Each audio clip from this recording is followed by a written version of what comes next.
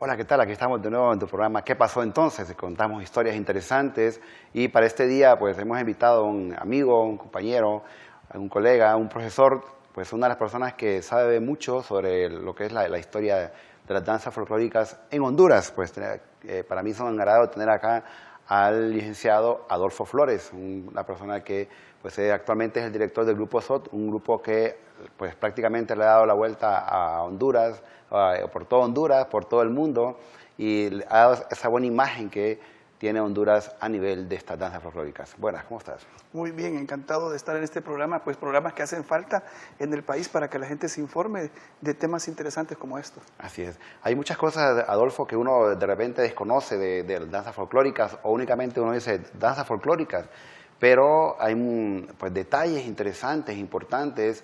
Hay toda una historia, y pues la historia se estudia temas, estudia actividades, y la historia de las danzas folclóricas es un tema también de estudio científico en la historia. Y sé que en diferentes partes de nuestro país, Honduras, pues las danzas se manifiestan y ahí están marcadas. Y de hecho hay ciertas zonas en las cuales se les considera, por así decirlo, como no sé, la capital cultural de estas danzas o algo parecido. El ombligo del folclore. El ombligo del folclore, exactamente. Sí. Yo sé que en tu amplia trayectoria, Adolfo, y en tus estudios, sabemos que también Adolfo ha escrito, investiga, realmente Adolfo, aparte de tener su grupo, ¿verdad?, y hacer presentaciones, estas presentaciones no son bailar por bailar, sino que tienen un sentido histórico, y sé que has investigado mucho referente a estas danzas folclóricas. Bueno, en nuestro país tenemos diferentes grupos étnicos, pues tenemos los lencas, tenemos los maya chortís, tenemos los garífunas, los misquitos, etcétera. Pero usualmente la gente ve estas danzas, bailan, pero desconocen la historia de este tipo de danza, la vestimenta, la música. ¿Qué nos puedes contar referente a esto? Bueno, la verdad es que el tema de la danza folclórica de nuestro país no es tan sencillo. Es un poquito complejo porque hay pautas que dieron determinados investigadores en determinado momento que no concuerdan con la realidad de la danza folclórica de nuestro país. Por ejemplo, dice, vamos a bailar danzas indígenas y bailan con un vestuario ladino, ¿verdad? Y entonces ahí es un error que nosotros mantenemos y tenemos que tener cuidado con esto, porque, por ejemplo, están las danzas indígenas. ¿Quiénes bailan las danzas indígenas? Los indígenas, los grupos étnicos, ¿verdad?, de nuestro país. ¿Quiénes las danzas criollas? ¿Quién las baila? Nosotros los ladinos con vestuario indígena, ¿verdad?, que no nos corresponde a nosotros. Entonces, hay temas complejos con relación a la danza folclórica. Entonces, estas cosas, pues nosotros tenemos que ordenarlas. Entonces, parte de ese trabajo del ordenamiento de la danza folclórica en nuestro país, pues lo hemos estado realizando nosotros por varios años.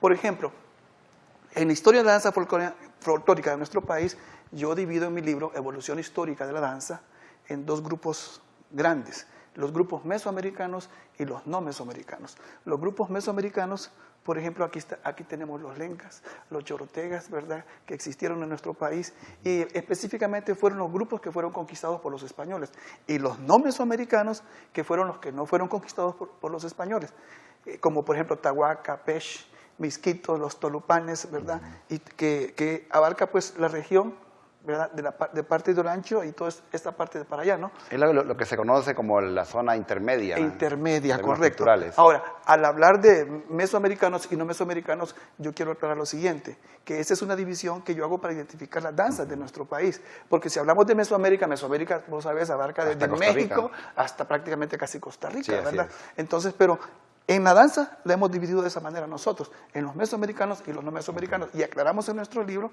que son los que fueron conquistados por los españoles, que su comida estaba a base de maíz, ¿verdad?, frijoles, etcétera, mientras que los otros grupos estaban a base prácticamente de tubérculos, yuca, malanga, etcétera, etcétera, ¿verdad? Entonces, para mí es importante que la gente identifique esto. Claro. Una vez identificando esto, entonces nosotros podemos decir, bueno, empezamos de aquí, ¿verdad? Por ejemplo, hablemos de los lencas. Es una de las culturas prácticamente que está más viva en nuestro país, igual los maya chortís, que también ellos tienen su vestuario, ¿verdad? Pero la parte lenca, por ejemplo, es súper extensa, súper amplia, abarca desde Ocotepeque, Santa Bárbara, Intibucá, La Paz, parte de Comayagua, ¿verdad?, etcétera, etcétera. Sin embargo, están bien marcados el tipo de vestuario que utiliza la gente de La Paz, Intibucá, con la gente, perdón, de La Paz, ¿verdad? Intibucá y esa parte, y la parte de Gracias Lempira es completamente diferente. Sin embargo, también son lencas. A eso quería llegar porque realmente uno ve una presentación en danzas folclóricas comúnmente, pues sí ve ese cambio incluso pues, vestimenta, sí. los colores, y de repente pues no hay una aclaración si es lenca, si es un... Correcto. Entonces, esa es responsabilidad mía, que cuando yo presento mi grupo tengo que explicarle al público qué es lo que yo realmente estoy haciendo. Eso es parte de la identidad, ¿no? Correcto. Porque de hecho cuando se va a otro país hay que explicar un poquito la historia de este baile para que la gente de otros países entienda el sentido histórico. Nuestros ancestros, Adolfo, siempre han bailado. O sea, realmente es una parte de nuestra cultura, como bien lo mencionaste, pues desde Mesoamérica, que es desde México hasta pues, Costa Rica, han bailado, y dentro de sus bailes hay bailes de tipo para cosechas. Las composturas, por ejemplo. Exactamente, funerarios, para celebrar cualquier evento. Entonces, en tus...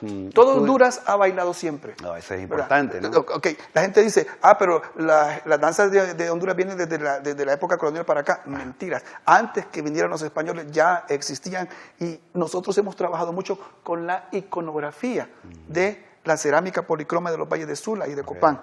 Entonces, en base a todito eso, nosotros hemos sacado imágenes, hemos revisado todo lo que es el vestuario, y en base a todito eso, nosotros hemos trabajado. Es más, ahorita vamos a publicar nuestro libro y ponemos las imágenes y las fotografías que dan fe de que lo que nosotros estamos explicando es cierto. Y muchos, incluso de excavaciones arqueológicas, siempre se encuentran esas escenas de baile, sobre todo en lo que es la cerámica.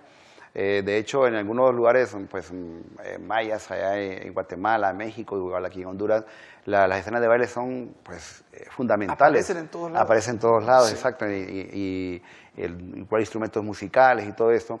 En tus estudios, aquí en Honduras, ¿dónde encontramos la evidencia de las danzas más antiguas? De las danzas más antiguas, Sí. Cuando los españoles vinieron aquí, ¿qué hicieron? Imponer la religión católica. Sí. Y ellos ya tenían sus propios huancascos. Nada más que no le llamaban huancascos, sino que eran acuerdos de paz entre guerra, entre las personas, ¿verdad? Sí. Pero entonces, ¿qué hicieron los españoles? Meterle la parte religiosa, enseñarle los santos, ¿verdad? Entonces pusieron un santo aquí, otro santo allá, y entonces siempre se mantenía la celebración. Muchas de estas danzas están vivas. Por ejemplo, el huancasco entre Ilama y allá en Santa Bárbara, el huancasco de Lejamaní. Perdón, en Jamaní está el baile del gigante, el baile de Goliat, ¿verdad? Que es muy representativo, que vienen también esas danzas de la raíz con los moros y cristianos. Aquí cerca, Adolfo, aquí cerca de Ojojón y la Paterique, ¿verdad? Tenemos documentado eso. Ese trabajo lo hice en el año de 1994. Okay. Y cabe destacar que el huancasco pues, se refiere a la visita de un pueblo hacia otro pueblo en señal de paz, ¿no? Y básicamente, como lo decías, pues es una celebración de tipo religiosa en el cual el santo patrón de un pueblo visita al otro. Correcto. Y son visitas constantes que se hacen y todavía se mantiene esto. Y eso esa es cultura viva. Luego de eso, en ese huancasco existe el baile del paisanazgo, ¿verdad? Que tiene varias divisiones, lo que es el baile de las cortesías, el baile del caballito, ¿verdad? Y etcétera, etcétera. Entonces, o sea, ¿por qué yo hablo con propiedad de eso? Porque yo he estado ahí, he filmado, he escrito, he entrevistado, tengo toda la evidencia para poder escribir. Entonces, parte de estos son danzas que ahora los hacen los ladinos. Los hacen los ladinos nos hemos apropiado de todo lo que los grupos indígenas tienen, vestuario, ¿verdad? Sus tradiciones, ¿verdad? ¿Qué es lo que pasa? Lo que pasa es, por ejemplo, nosotros bailamos con trajes lencas y no somos lencas, y bailamos danzas ladinas, ¿verdad? Toda esa parte, ¿verdad? Hay que ordenarlo en la danza folclórica. Si yo soy indígena, voy a bailar danzas indígenas, ¿con qué? Con el vestuario indígena a la etnia a la cual estoy representando. Si soy misquito, voy a bailar las danzas misquitas que con vestuario misquito. Entonces yo no puedo bailar punta con traje folclórico criollo, porque para eso están los garífunas, ¿verdad? Y sin embargo también hay mucha confusión con estos grupos garífunas, porque el vestuario tradicional de los garífunas es el gauno y la valeria, y no aquellas cocos con todo pelado aquí y falditas cortas y presentando eso, no. Entonces es completamente distorsionado casi todo lo que hay en cuanto a la vestimenta folclórica de nuestro país. Nos hacen creer ciertas cosas determinadas personas que están como líderes culturales y entonces la gente va agarrando esa desorientación Así es. referente al vestuario. Yo creo que aquí, Adolfo, entra un poco lo que se conoce como el sincretismo, ¿no? El sincretismo cultural, sí, correcto. exactamente, esa fusión entre dos culturas y surge otra nueva, porque bien lo decías, un poco lo que son algunos elementos de tipo indígena con unos elementos de tipo ladino, ¿verdad? Y de hecho el término ladino es un término de tipo cultural, ¿verdad? Correcto. Más que de raza, ¿no? El grupo, es aquel que no es ni indígena puro, ni tampoco español puro, ¿no? Correcto. Ahí hay una mezcla. Yo pienso que todo tiene que ver un poco... Todos somos una mezcla. Exactamente, somos una mezcla. Y la identidad, pues, se preserva o se mantiene o se replantea pues, algunos dicen Sí. que se puede Por ejemplo, reinventar un poco. hay gente que habla, vamos a bailar una danza campesina, dice. Y en primer lugar, los campesinos no son una etnia, Así es. ¿verdad? Así es, Entonces, así es. hay bastante desinformación referente a la danza folclórica. Así Y es. dice, vamos a hablar una danza indígena y salen con el sueñito. Y es una danza ladina. Ahora, que fue indígena en su momento, pero con el pasar de los años, ¿quién la agarró? Nosotros los ladinos. Y quien la preserva prácticamente somos los ladinos. Así es. Y es bien interesante, ¿no? Esto que comentabas referente a esas combinaciones, ¿no? Y en la siguiente parte vamos a hablar acerca de cuáles son las zonas realmente que se manifiestan más en esta pues, danza folclóricas. Estamos hablando acerca de la historia de las danzas folclóricas. Regresamos, no los cambies.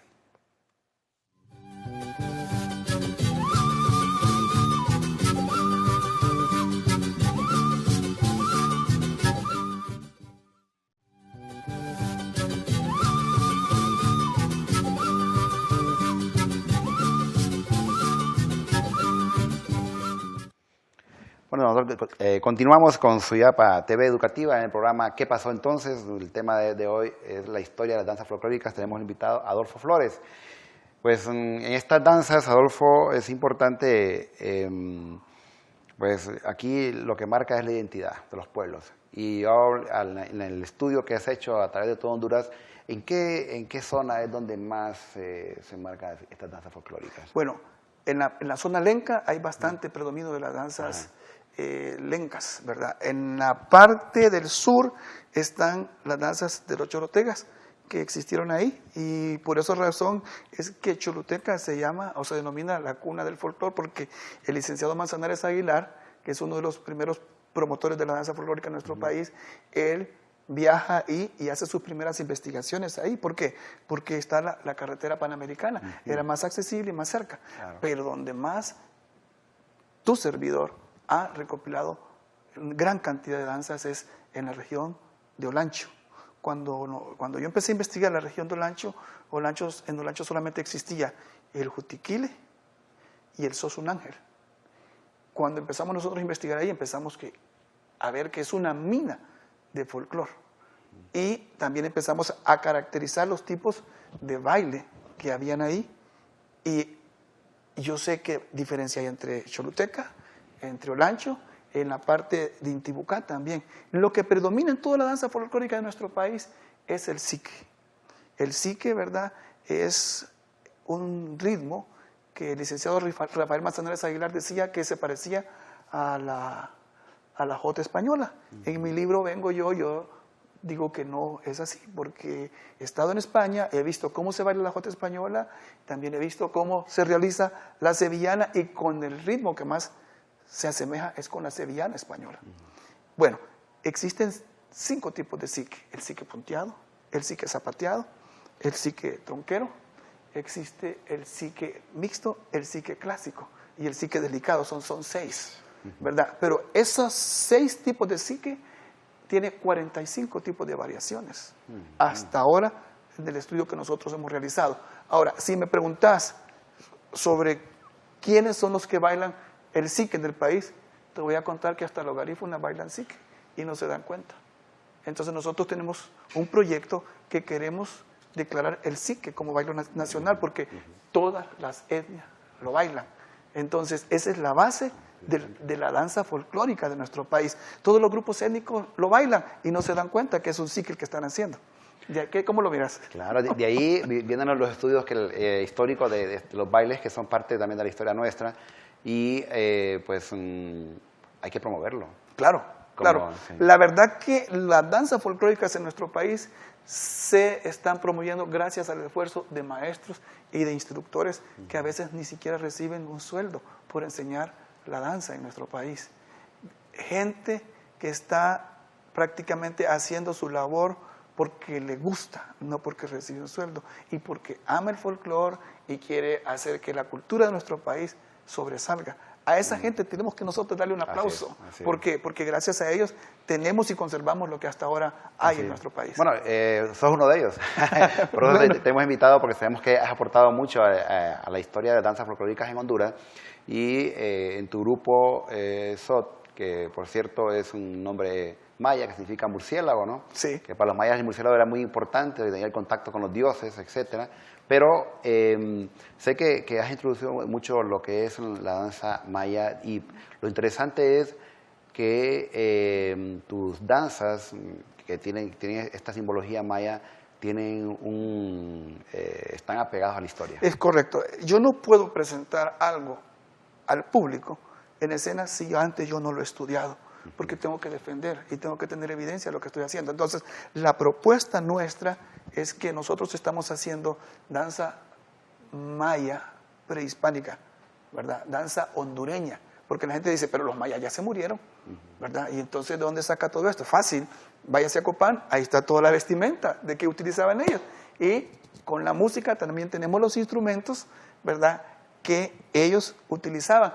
Y hay música viva que todavía se maneja en la región. Entonces nosotros tomamos la música, revisamos las imágenes, la iconografía, las estelas, la cerámica policroma y nosotros con un poquito de imaginación recreamos lo que nosotros vemos y pensamos que fue, por ejemplo, los gobernantes de Copán. Los gobernantes de Copán tenían su atuendo fantástico, su bastón de mando, y es cuando yo saco a los gobernantes así y los siento de esta manera, como están en el altar Q. Hay que revisar el altar Q, hay que revisar la vestimenta de ellos. Entonces luego nosotros hacemos la representación de esta danza. Igual Rosalila, tenemos la danza Rosalila, tenemos Shak, el dios de la lluvia y del trueno. Y ahorita estamos trabajando un proyecto que es la danza de los jaguares, porque para los mayas el jaguar era un animal completamente sagrado. De repente, eso quería también remarcar, que he visto que en este tipo de danzas que haces siempre aparece un poco lo que es la parte mitológica de los mayas, las deidades, la parte política, que son los gobernantes, que no se puede negar, y también la parte pues, de la fauna. Claro. El caso de lo que son las guacamayas, el caso de lo que es el mismo los murciélagos, ahorita que planteas el jaguar, que para los mayas el jaguar era muy importante, ¿no? Súper importante. Entonces, por esa razón, entonces la gente me dice, pero ¿usted por qué hace esto? Lo estamos haciendo porque eran las partes más importantes dentro de la danza maya. Es lo que nosotros hemos encontrado más. La guacamaya era una ave sagrada para ellos, ¿verdad? Entonces, es más, el juego de pelota tiene la cabeza de guacamaya ahí. Entonces, nosotros estamos trabajando ya la danza de la guacamaya también. Entonces son proyectos que yo tengo para hacer para este año. Son esas dos danzas más que nosotros vamos a hacer para este año, para poder ya tener alrededor de 10 danzas prehispánicas mayas, ¿verdad? Independientemente de cualquier cosa, vuelvo a repetir, nuestro trabajo está fundamentado en la historia maya.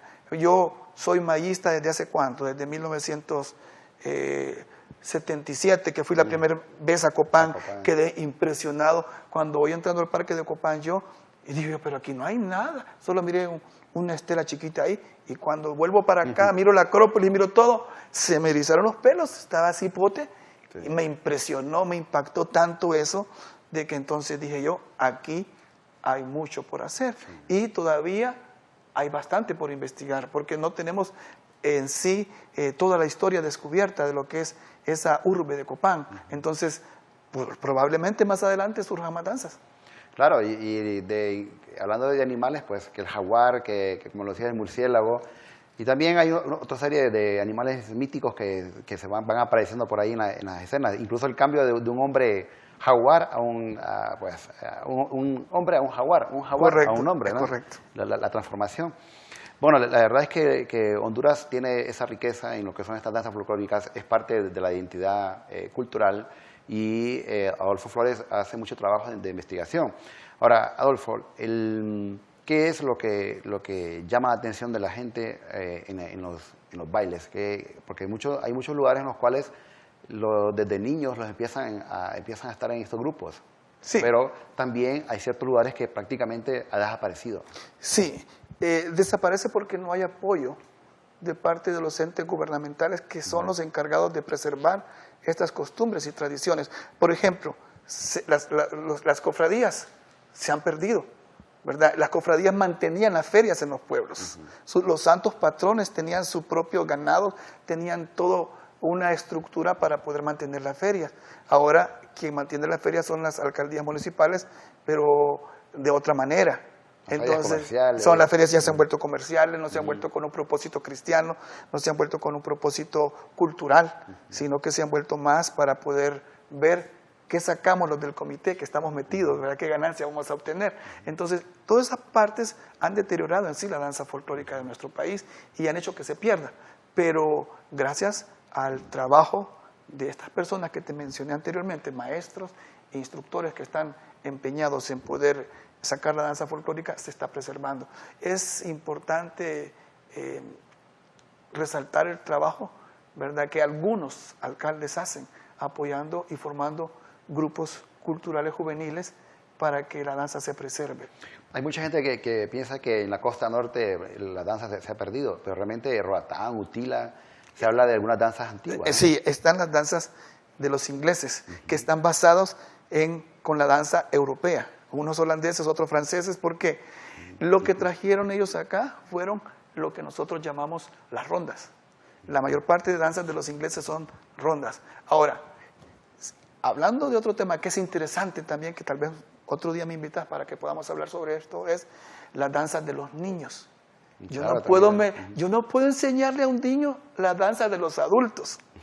Tengo que enseñarle la danza de los niños. ¿Cuáles son las danzas de los niños? Las rondas infantiles. ¿Y cómo surgen las rondas infantiles? Las rondas infantiles surgen cuando los señores hacían sus fiestas y los niños de picaritos se quedaban por ahí viendo cómo bailaban los adultos, y entonces al día siguiente los niños se empiezan a imitar cómo los adultos bailaban. Incluso dentro de las danzas cortesanas y las danzas del tiempo de la República habían diferentes tipos de juegos que se hacían en la danza folclórica dentro de la danza, ¿verdad?, para que la gente no se aburriera. Entonces eso los niños lo copian y empiezan a hacerlo durante el día, ¿verdad? El marco histórico de los niños es parte de la tarde y parte de la noche, ¿verdad? Entonces materinerero, ¿verdad? Las ollitas, los pollitos, aquella ya se me olvida ahorita, ¿cómo es que vos jugaste? Es el materinerero. Todas esas cosas, ¿verdad? Que ahora se han perdido. ¿Por qué? Porque ni se enseñan en las escuelas, ni se promueven por medio de concursos o competencias de rondas infantiles. Hay ciertos lugares que incluso, sobre todo en Santa Bárbara, se practica mucho ese tipo de rondas que comentas, pero básicamente lo hacen para un momento especial, sí. La Por feria ejemplo, o algo. Te invito para que vayas a la comunidad de San Esteban, en el departamento de Olancho. Tienen 18 años. Hace 18 años yo empecé haciendo el primer festival de rondas infantiles. Invité a mi amigo, el profesor Luis Gustavo Castellón, que es el director de ahí, a que viniera. Hicimos en conjunto un festival de rondas infantiles. Yo dejé de realizar el festival y él continuó con ese festival, y tiene 18 años y todos los años me invita. Y han rescatado una gran cantidad de rondas infantiles que han salido de la misma comunidad, porque la creatividad de los niños es enorme. Bueno, realmente platicar con Adolfo Flores en cuanto a lo que son danzas folclóricas. Adolfo Flores es como él mismo lo dice, ha trabajado y estudiado mucho la iconografía, pero también él es un ícono en las danzas folclóricas de Honduras. Es el que ha rescatado todo esto y esperamos que esto se mantenga. Adolfo, un mensaje para nuestros televidentes de motivación, de preservación de las danzas folclóricas en Honduras. Bueno, este prácticamente es un mensaje para los padres de familia. Si un niño quiere bailar danza folclórica, no le impidan. ¿verdad? Porque el niño no puede bailar, porque el padre de familia le dice, no, ¿para qué vas a ir a perder el tiempo a eso? Sin embargo, él no se está dando cuenta que más bien esto está ayudando a que la cultura se preserve y que nosotros la pasemos de generación en generación. Los padres de familia, no importa el talento que tenga su niño, tienen que darle rienda suelta a el niño. ¿Por qué? Porque él tiene que desarrollarse. No importa si dibuja, pinta, o hace escultura, o cerámica, o le gusta jugar con plasticina y se pone a hacer figuritas, de plano de seguro va a ser un escultor, no necesariamente con la danza folclórica. Entonces, los talentos, como padre, yo soy responsable de que mi hijo desarrolle ese talento. Es interesante hablar con Adolfo Flores referente al tema de las danzas folclóricas. Él es, como dije anteriormente, es un ícono en estas artes. Esperamos que hayan disfrutado de este tema tan agradable, tan interesante y tan novedoso de lo que es la historia de las danzas folclóricas. Nos vemos en la siguiente, en el programa ¿Qué pasó entonces?